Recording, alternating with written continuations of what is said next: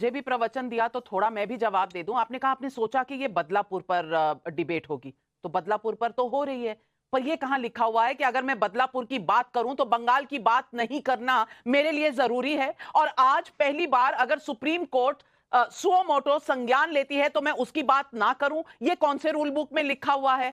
और अगर राहुल गांधी से जो पूछा गया था सवाल, वो सवाल किसी बीजेपी के नेता से पूछा जाता, हर्षवर्धन त्रिपाठी, अगर किसी बीजेपी के नेता ने ये कहा होता कि डिस्ट्रैक्शन है, ये मैं इस पर अभी नहीं बोलूंगा, तो क्या आशुतोष जी यही सवाल पूछ रहे होते? एफआईआर नहीं लगवा रहे होते? करने की जरूरत भी नहीं मुझे, लेकिन इस तरह की बहस में सचमुच शर्मसार होना पड़ता है। बदलापुर में जो हुआ उसके लिए बिना किसी संकोच के शिंदे, फडणवीस और अजीत पवार की जो सरकार है वो जवाबदेह है। लेकिन मैंने नहीं देखा कि वहां देवेंद्र फडणवीस या एकनाथ शिंदे या अजीत पवार उसके खिलाफ धरना प्रदर्शन कर रहे हो कि अच्छा करके दिखाओ, ये करके दिखाओ। वो महिला जो इंस्पेक्टर थी उसको वहां ट्रांसफर किया गया, कहा जा रहा है सस्पेंशन कीजिए, उसकी मांग की जा रही है।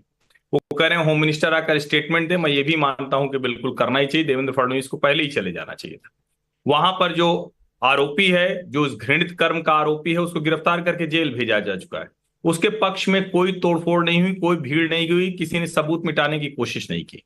किसी ने ममता बनर्जी और उनके गुंडों की तरह दूसरों को डराने धमकाने का प्रयास नहीं किया। मुंबई या ठाणे के पुलिस कमिश्नर ने प्रयास नहीं किया कि अगर किसी ने गलत लिख दिया हो सोशल मीडिया पर, फिर भी हम इतनी बेहयाई से बचाव करेंगे, तो सचमुच ये शर्मसार करने वाला है। और इसके आगे जरा आप सोचिए, घटना आज की है, राहुल गांधी ने आज बयान दिया है। आपने भाजपा नेता की बात की, मैं तो कह रहा हूं सामान्य व्यक्ति के तौर पर सोचिए। ये राहुल गांधी आज नेता प्रतिपक्ष हैं। अगर आप इनके बयानों को न सुने तो कहा जाएगा आज भी आप राहुल की बात नहीं सुन रहे हैं, 52 से 99 हो गए। अगर आप उनकी बात सुनकर डिबेट करें तो कहा जाएगा देश में सिर्फ राहुल गांधी ही बचे हुए हैं क्या। और वहां आप अगर सोचिए, इस पूरे घटनाक्रम में उत्तर प्रदेश में कुछ होगा और मैंने आपकी बहस में बिना कोई शब्द बचाए, चबाए, छिपाए योगी आदित्यनाथ को जवाबदेह ठहराया था अयोध्या और कन्नौज के। दोस्तों वीडियो को लाइक और शेयर जरूर कर दें। अयोध्या और कन्नौज में कार्रवाई की तो फिर दूसरे लोग चुप क्यों हो गए? और बड़ा अच्छा है, राहुल गांधी तो प्रतिनिधि है, जनप्रतिनिधि है, रायबरेली के सांसद हैं वहां के। एक सांसद ने अपने क्षेत्र में लॉ एंड ऑर्डर का मसला है उसको जाति मसला बना दिया। इतनी शर्मनाक स्तरहीन राजनीति। वो एक समूह के लड़के थे, उनमें आपस में झगड़ा हुआ, एक बच्चे की जान चली गई। पूछिए योगी आदित्यनाथ से कि आपके यहां क्यों गोली चलाने की हिम्मत हुई। लेकिन सब लोग गिरफ्तार हुए, कुछ बचे रह गए, एक का नाम कोई ठाकुर नाम निकल जाए। अरे शर्म कीजिए। ये हम लोग यहां तक आकर गिरकर पहुंच गए हैं। और अयोध्या के प्रतिनिधि कौन थे? नाम है किसी को याद है? सब भूल गए। I am not aware of that incident until unless Awadhesh Prasad ji Angrezi बोलने लगे थे। अखिलेश यादव की कॉन्स्टिट्यूंसी है कन्नौज, नवाब सिंह यादव पर क्या हुआ? उसको सम्मानित क्यों किया गया था? अरे भाई, मंच पर आपका प्रचार कर रहा था अखिलेश, राहुल के पीछे दूसरी पंक्ति में बैठा हुआ। और मैं फिर से कह रहा हूं, जिस राज्य में घटना होती है वहां की सरकार, वहां का मुख्यमंत्री, वहां का गृह मंत्री सीधे जवाबदेह ठहराया जाना चाहिए। लेकिन कोलकाता में जो हुआ उसको देश के किसी हिस्से से आप जोड़ रहे हैं तो आप बेईमानी से बचाव कर रहे हैं। ममता बनर्जी घृणित काम कर रही हैं, घिनौना काम कर रही, बंगाल को बर्बाद कर रही।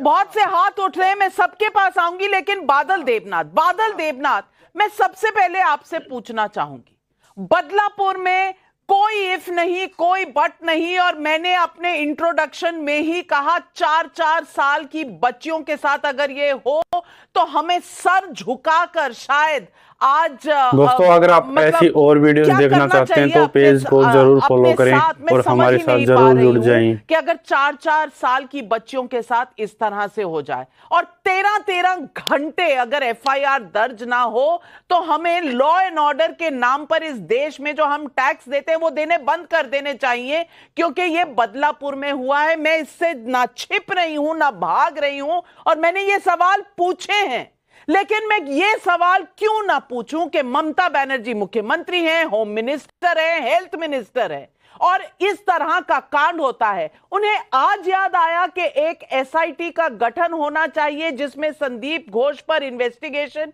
होनी चाहिए जब मामला सुप्रीम कोर्ट जाता है। इससे पहले कई बार आरोप लग चुके हैं संदीप घोष पे फाइनेंशियल मिस अप्रोप्रिएशन के, लेकिन आज जांच बिठाई है उसके ऊपर।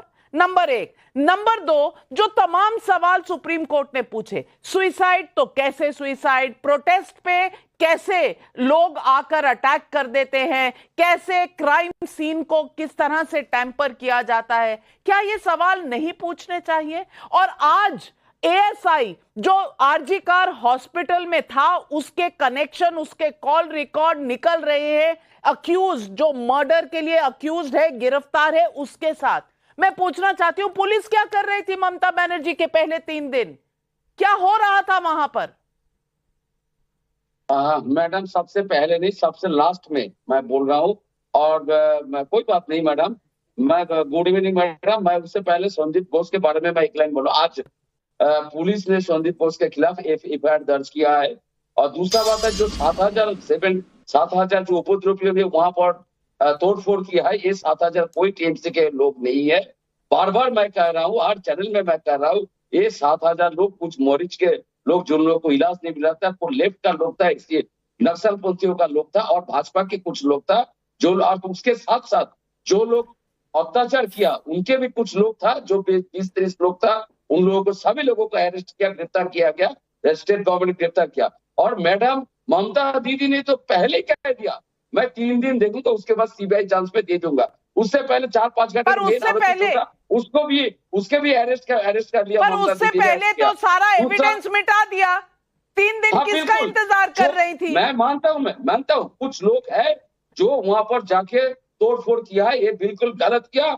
ममता बनर्जी से भी बंगाली संस्कृति का भी बदनाम किया है, और इसके लिए हम लोग भी क्या बोल रहा हूँ, मुझे भी शर्म आती है।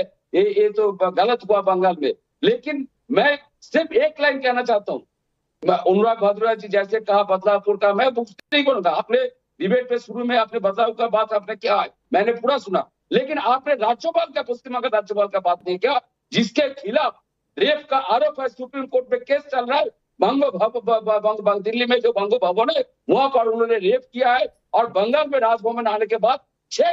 आज हम ये सब देखते हैं कि जो वो बंगाल में हो रहा है, जो कलकत्ता में हो रहा है, उसमें ममता दीदी क्या कर रही है। ठीक है, ऐसा एक तरह से भ्रम फैलाया जा रहा है कि इसमें कलकत्ता पुलिस और पूरी बंगाल की जो सरकार है वो इसमें साथ खड़ी है, जबकि ऐसा कुछ नहीं है। अगर सरकार चाहती तो इस मामले को आसानी से दबा सकती थी, सरकार चाहती थी इस मामले के आरोपियों को आसानी से पकड़ सकती थी, आराम से उन्हें सजा भी मिल सकती थी, लेकिन इसमें सरकार की ही एक नाकामी साबित होती है। दूसरी ओर ये जो सरकार के प्रवक्ता बनकर आते हैं, ठीक है, बंगाल सरकार की प्रवक्ता बनकर आते हैं, ये पता नहीं अपने आप को, अपनी सरकार को ऐसा दिखाने का प्रयास करते हैं कि पूरी दुनिया में बस यही है और यही है। ठीक है दोस्तों, तो आज की ये वीडियो थी।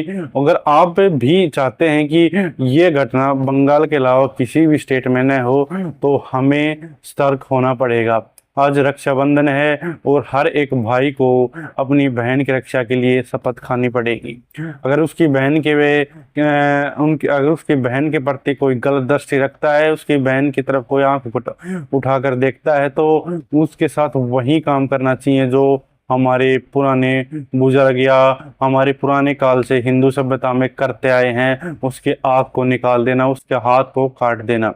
दोस्तों, ये सब ही आज के टाइम अगर हम करेंगे तो हमारी बहनें सुरक्षित हैं, क्योंकि ऐसी घटनाएं में पहले भी हो चुकी हैं, अब भी हो रही हैं, और अगर भविष्य में चाहते हो ऐसी घटनाएं ना हो तो हम सबको ही मिलकर इसमें जरूर कुछ करना होगा, क्योंकि सरकारी कुछ नहीं होती, हर जगह पॉलिटिक्स होता है। अगर इस स्टेट में हो गया, जिस स्टेट में बीजेपी है, तो कांग्रेस राजनीति करेगी, अगर कांग्रेस के स्टेट में हो गया तो बीजेपी ये करेगी, यानी कि सिर्फ इन्हें और इन्हें राजनीति करने से मतलब है। तो दोस्तों, आज की वीडियो बस यही थी। अगर आपको वीडियो अच्छी लगे तो वीडियो को लाइक जरूर कर देना। अगर आप चाहते हैं और ऐसी और हम वीडियो लेकर आए तो आपसे रिक्वेस्ट है कि पेज को जरूर फॉलो कर दें और वीडियो को शेयर जरूर कर दें। दोस्तों, हम मिलते हैं नई किसी और एक और ऐसी बेहतरीन वीडियो में। तब तक अपना ख्याल रखें। जय हिंद, वंदे मातरम।